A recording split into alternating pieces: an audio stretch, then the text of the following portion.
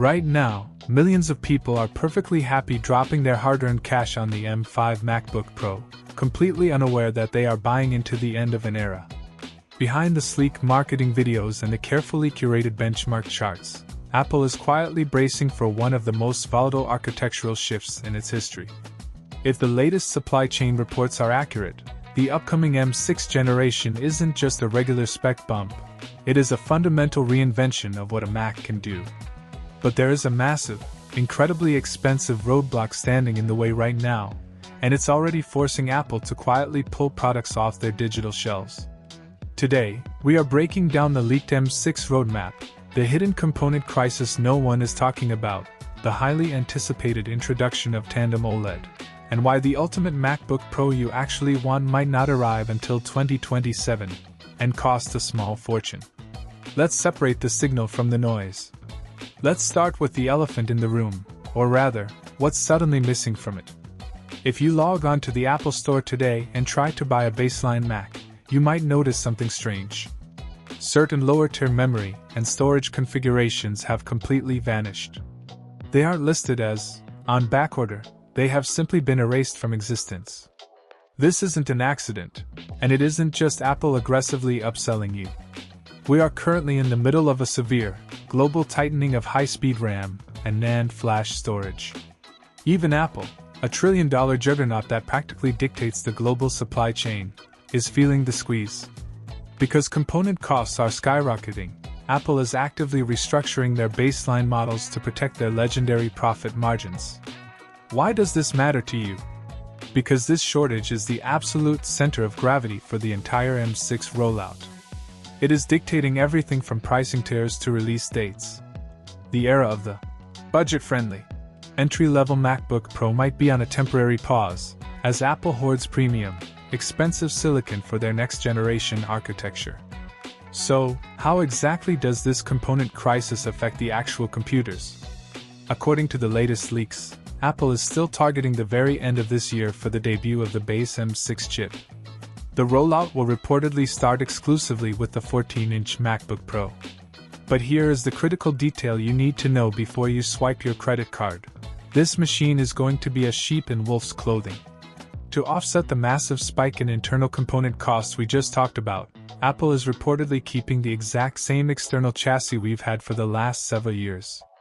You will get the same notch, the same display technology, and the exact same port layout. The strategy here is brutal, but from a business perspective, it's brilliant. By reusing the old physical design and simply dropping in the incredibly efficient, next-generation M6 chip, Apple saves billions on manufacturing retooling. It's a purely pragmatic machine. If your current laptop is on its last legs and you absolutely need a computer this December, the base M6 will be an absolute powerhouse. But if you care about hardware innovation, buying the base 14-inch later this year is essentially buying a legacy body with a new brain. You are paying top dollar for yesterday's design. For those of you with patience, early 2027 is when Apple is going to unleash the actual revolution. This is when the M6 Pro and M6 Max variants are slated to drop, and they are bringing a display upgrade that fundamentally changes professional workflows. We are talking about Tandem OLED technology finally coming to the Mac. If you've used the high-end iPad Pros over the last couple of years, you know exactly what this is.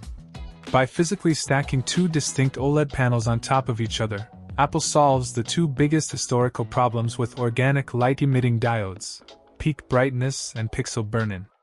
You get the perfect, infinite, inky blacks of OLED, but with sustained, searing brightness that makes HDR video editing a flawless experience.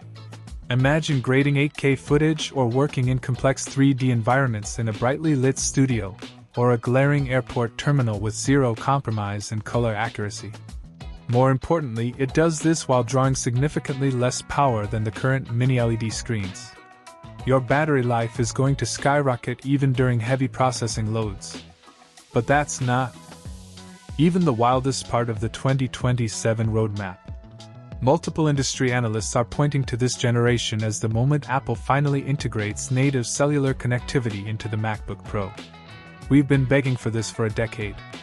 Imagine opening your 16-inch M6 Max on a train, at a park, or on a remote client shoot and instantly having a secure, high-speed 5G or 6G connection.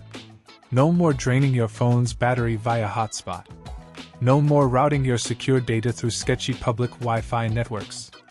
It essentially turns the MacBook Pro into the ultimate, untethered workstation. But all of this futuristic technology comes with a harsh reality check. Tandem OLED yields are notoriously complex at 14-inch and 16-inch sizes, making these panels incredibly expensive to produce. Factor in the cellular modems, the global memory shortage, and the raw silicon cost of the M6 Max architecture, and we are likely staring down one of the largest generational price hikes in MacBook history. And the high-end hardware push doesn't stop with laptops. If you prefer to stay tethered to a desk, late 2027 is when Apple's desktop lineup gets completely overhauled with the M6 Ultra. Rumors point to radically redesigned thermal architectures specifically built to let these chips run at maximum wattage without a single drop of thermal throttling. For 3D animators, data scientists, and heavy studio editors, these machines will offer sustained, uncompromised performance that puts serious pressure on traditional, massive PC towers. Ultimately, the M6 generation represents a massive split in Apple's strategy. Late this year, we get the familiar, pragmatic base model burdened by global supply chain realities. But early next year, we get the true generational leap with tandem displays, cellular freedom, and desktop machines that chew through cinematic workloads like it's nothing. So, here is the ultimate question for you. Do you grab the current M5? Do you wait for the base M6 later this year despite the older design? Or are you starting a savings account right now for that tandem OLED, cellular-equipped beast in 2027? Let me know your exact upgrade strategy down in the comments. If this breakdown helps you separate the facts from the rumors, hit that like button. Make sure you're subscribed so you don't miss the real-world performance reviews when these machines actually drop. And as always, I'll see you in the next one.